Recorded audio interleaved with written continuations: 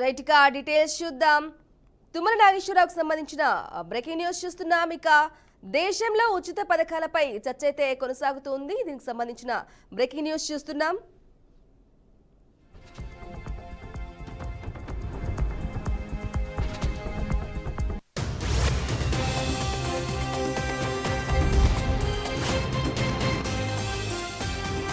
Right breaking news చూస్తున్నాం. దేశంలో ఉచిత పథకాలపై చర్చ అయితే కొనసాగుతున్న వేళ మంత్రి తుమ్మల నాగేశ్వరరావు సంచలన వ్యాఖ్యలు చేశారు.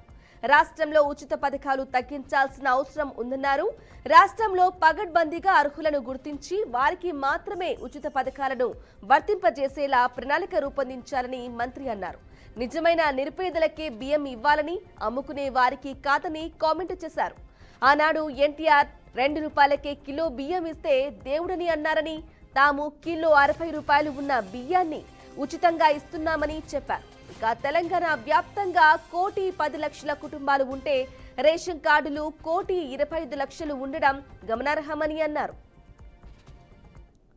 చెప్పకూడదు కానీ కోపం రాదంటే ఉచితాలు తగ్గియాలి. ఉచితం ఎవరికి ఉండాలంటే అర్హుడికి ఉండాలి, నిరుపేదకు ఉండాలి. తినడానికి తిండి లేనివాడికి బియ్యం ఇవ్వాలి.